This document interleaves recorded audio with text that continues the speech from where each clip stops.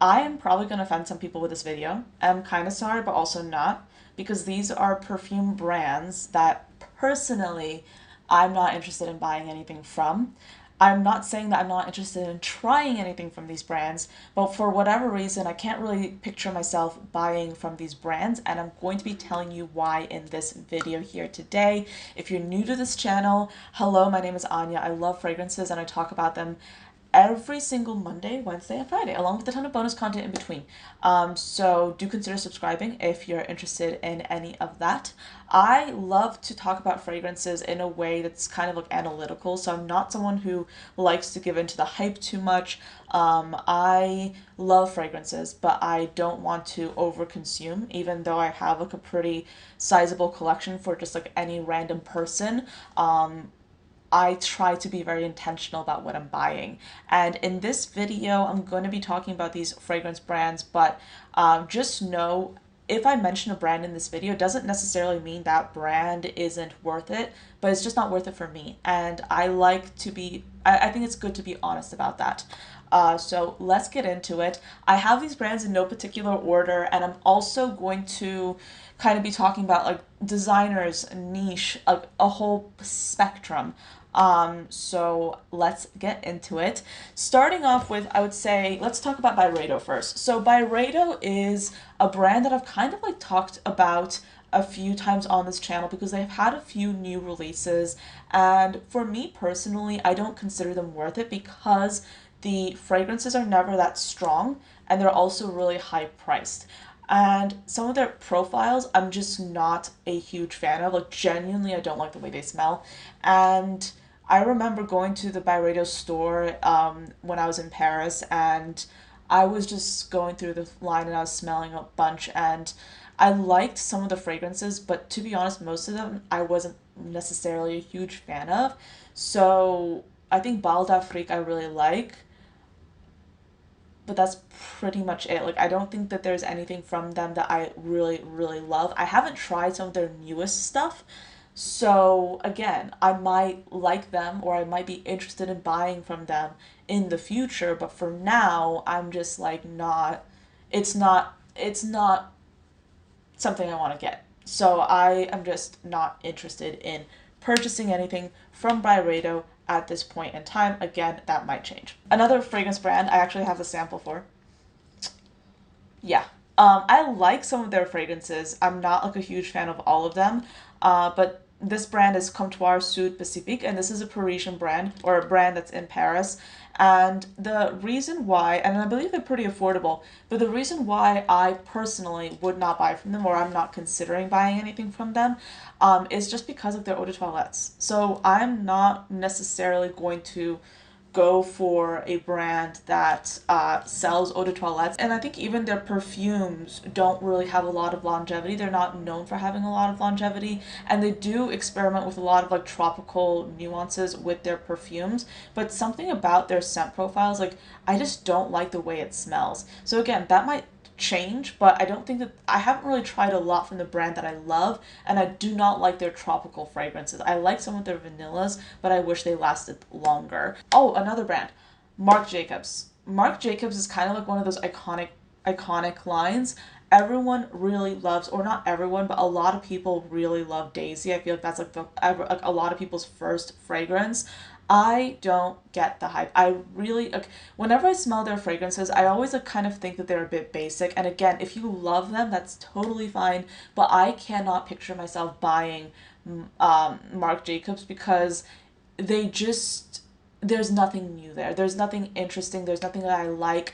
Even their new releases I've tried, and they give off like kind of like a cleaning product scent, and I'm not interested. I'm not interested. I'm probably never going to buy a fragrance from them. Again, that might change if they come out with something that I really like, but for now, not interested. Oh my gosh, this next one, I feel like it's going to ruffle some feathers because everyone loves these brands, and I'm going to do two in one, okay? Montale and Mancera. You might be thinking, why? Because everyone loves those brands. And they're kind of like, I wouldn't say they're household names, but in terms of like new brands that people discover when they start getting into fragrances. They're one of those brands that people encounter first, because they're pretty well known. Um, I'm just not interested. Like the but here's the thing. Here's what I've experienced. Generally, they smell extremely artificial to my nose, and I cannot get over it. Chocolate Greedy, I have had that fragrance, and I sometimes like it, sometimes don't like it, but there's like a fruity aspect there that I just do not go for, and that's just one example. Their fragrances in general, to me, they are extremely screechy, and I don't find them like smooth or luxurious, and that's what I want. So I'm not interested in them, and it's interesting because like so many people hype them up and so many people like them, but I just consider like I feel like there's better elsewhere for the same price, if not less. So that's a pass. Like I'm not interested in those. I'm not interested in Montale or Mancera. I just feel like I don't see where the hype is at, and I understand that I think a lot of people in the Middle East like them, and that's how they became like first like really kind of popular because people were going to the Middle East and trying them and bringing them back to the U.S. and people were really obsessed with them. And I kind of like heard about Montal and Mancera from that. Um, and then I tried them and I was like, I don't understand what the appeal is here. And I also think that the bottles, at least for Montal, are kind of like weird. They're like this like tin kind of bottle, and it just to me doesn't look very special. Mancera, I think their bottle design is better. But in general, like the whole brand or these two brands, most of their fragrances, or at least the ones I've tried, just smell screechy, a little bit too artificial, not in a good way, because sometimes I like fragrances that smell artificial if they're done in a certain way. I don't like it, and I think the price is not worth it. It's better than some designer brands. Like for example, in my opinion, a lot of designer brands charge way too much for what the fragrance is, and I don't think that they do that, because they're better than some designer brands. But I'm just not. I can't picture myself ever buying a fragrance from those two brands, and I think it's just because of the reasons I just mentioned. And I don't know. Let me know. Have you tried any ones that you like, and do you have a similar opinion on Mancera and Montal, or do you disagree with me entirely? I'm curious to hear your thoughts. Genuinely, I want to know. Another brand, I actually remember talking to someone else who really likes fragrances, and I mentioned this brand as one of the brands that I do not like, and they were genuinely offended. And that brand is Gucci. I know it's one of the most popular designer fragrance brands out there, but genuinely, I have not tried. Well, I've tried one fragrance from them that I like. All the other ones I don't.